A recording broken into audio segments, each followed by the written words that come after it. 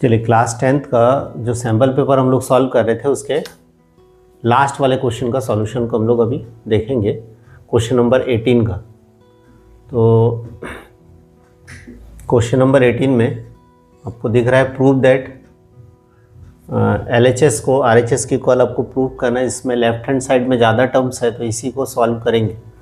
तो इसका जो LHS है वो sine theta upon 1 plus cos theta plus 1 plus cos theta upon sine theta. तो सबसे पहले तो इसमें से कुछ कॉमन तो नहीं निकल रहा है, दैट मीन्स आपको LCM लेना पड़ेगा पहले। तो LCM लेंगे 1 प्लस कॉस थीटा और ये साइन थीटा। तो साइन थीटा का साइन थीटा से मल्टीप्लाई होगा तो साइन स्क्वायर थीटा, और ये 1 plus cos theta, 1 plus cos theta multiply होगा तो 1 plus cos theta whole square. तो साइन स्क्वायर थीटा प्लस इसको a plus B whole square का फॉर्मूला लगाएंगे तो a square plus 2ab plus B square upon 1 plus cos theta और ये sine theta. Sign square theta plus cos square theta का 1 plus 1 plus 2 cos theta upon 1 plus cos theta into sine theta. तो ये 1 plus 1 हो जाएगा 2, 2 plus 2 cos theta upon 1 plus cos theta into sine theta. अब ऊपर आपको दिख रहा है यहाँ से 2 कॉमन निकलेगा, तो 2 कॉमन निकालने से 1 plus cos theta upon 1 plus cos theta into में साइन थीटा ये बचेगा। ये दोनों कैंसिल हो जाएगा तो 2 अपॉन कॉस साइन थीटा बचेगा। तो ये 1 बाई साइन का होता है कोसेक, तो हो जाएगा 2 कोसेक थीटा। तो ये आपका RHS आ गया। ठीक, चलिए नोट करिए। उसके बाद हम लोग हाइट एंड डिस्टेंस वाले इस क्वेश्चन को सॉल्व करेंगे। अब देखते हैं क्वेश्चन 18 का और। क्वेश्चन 18 का और जो है हाइट एंड डिस्टेंस का क्वेश्चन है। If the angles of elevation of the top of a tower from 2 points at a distance a centimeter and b centimeter from the base of the tower and in the same straight line with it are complementary, then show that the height of the tower is under root AB। तो हम लोग let h be the height of tower consider कर लेते हैं कि h क्या है, height of tower है, हाइट ऑफ टावर। और आपको बोल रहे हैं angle of elevation of the top of a tower from 2 points at a distance a and b centimetre from the base of tower. दोनों पॉइंट जो है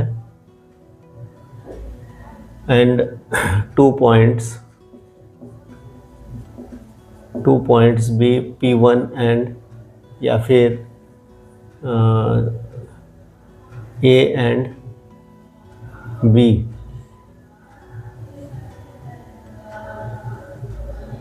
A and B, which is at a distance of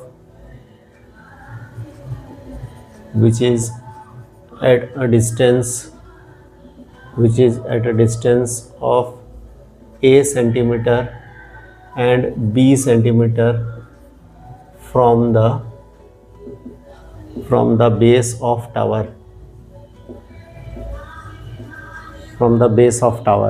ठीक। और उसी same straight line पे है, और जो उनका जो एंगल्स ऑफ एलिवेशन है वो एक दूसरे के साथ कॉम्प्लीमेंट्री है। तो डायग्राम को देख लेते हैं। जैसे ये हमारा टावर है जो C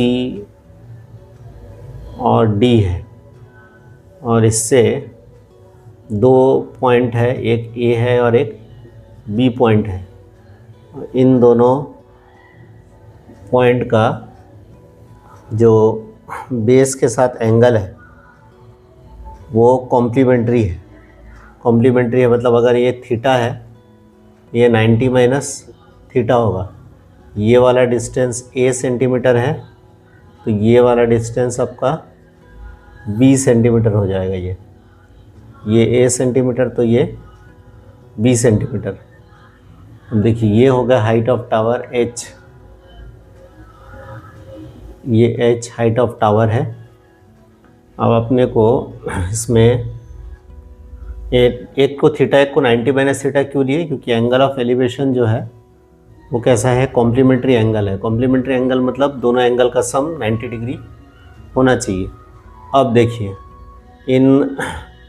इन राइट एंगल ट्रायंगल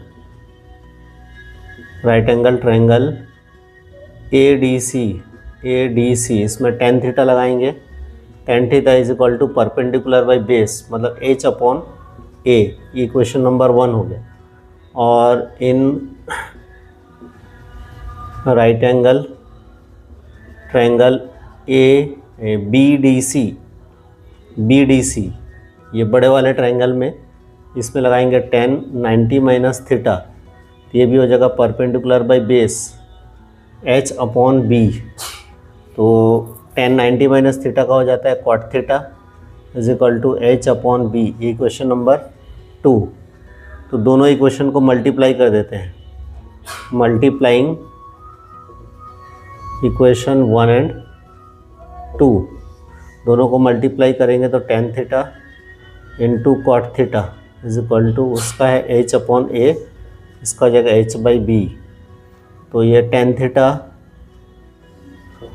थीटा और ये cot थीटा को 1 अपॉन tan थीटा लिख सकते हैं आप, इक्वल टू ऊपर में h मिलके h स्क्वायर को ए बी। तो tan थीटा से tan theta cancel, cross multiply करेंगे तो h square equal to A B.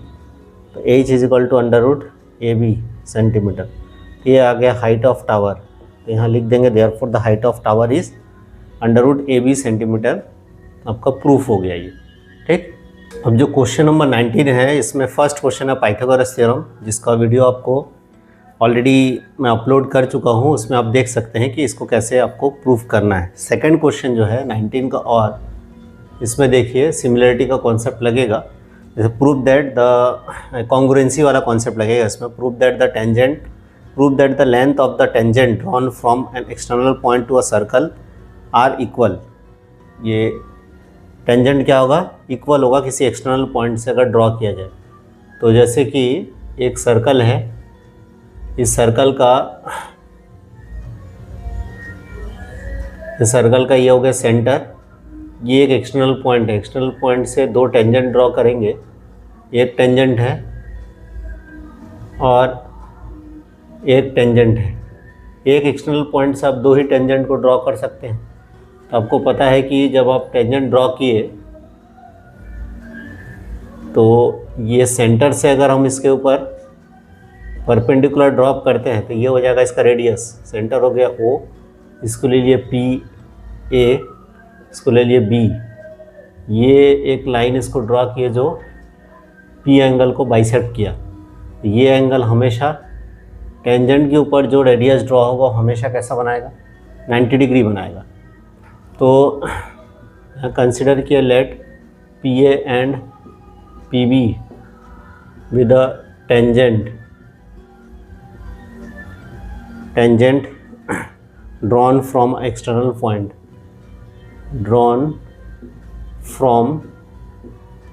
external point P point से हमने क्या ड्रॉ किया? टेंजेंट ड्रॉ किया। अब देखेंगे इसमें दो राइट एंगल ट्रायंगल बन रहा है, ये दो ट्रायंगल बन रहा है। In triangle POB, in triangle POA and triangle POB, इन दोनों ट्रायंगल में आपका OA इक्वल टू OA, ये हो जाएगा रेडियाई ऑफ सेम सर्कल। ये सेम सर्कल का रेडियाई है। उसके बाद OP इक्वल टू OP, ये हो जाएगा कॉमन साइड्स। अब देखो angle PAO is equal to angle PBO is equal to 90 degree है। दोनों 90 डिग्री है। क्यों है 90 डिग्री? क्योंकि OA perpendicular upon PA and OB perpendicular upon PB। अब यहाँ से आप देख रहे हो कि दो साइड और एक एंगल इक्वल है, तो इससे हम बोल सकते हैं by side angle side congruency. Congruency triangle POA congruent with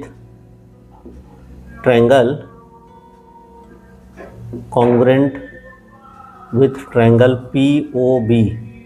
यहाँ से आप PA इक्वल टू PB ले सकते हैं क्योंकि ये CP CT से आएगा, corresponding parts of congruent triangle. Therefore अब आपका जो स्टेटमेंट है यहाँ से, the length of the tangent drawn from external point to a circle are equal, इतना लिख लोगे, ये आपका प्रूफ हो जाएगा। ठीक, चलिए इतने क्वेश्चंस को आप अगर 2 से 3 बार पूरे सॉल्यूशन जितना मैं वीडियो अपलोड किया हूँ उसको आप देख के जाते हैं तो आपको बहुत सारे क्वेश्चन इससे मिलता जुलता मिलेगा, जिसमें वैल्यू भले चेंज हो सकता है लेकिन नॉर्मली आपको फार्मूला और कॉन्सेप्ट सेम ही लगेगा।